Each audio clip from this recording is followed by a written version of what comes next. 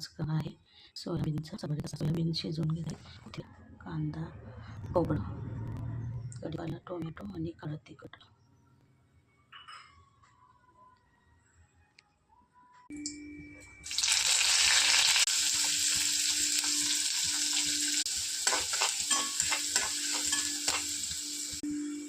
कोथिंबीर, लसूण, खोबऱ्याची पेस्ट.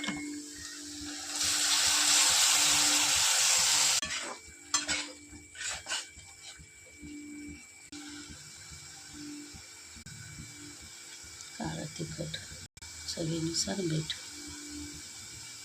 ग्रेव्ही छान शिजली आहे. सोयाबीन घालून घ्यायचे. तयार झाली आहे सोयाबीनची भाजी. आवडल्यास नक्की लाईक व सबस्क्राईब करा. मस्त खा, स्वस्त राहा.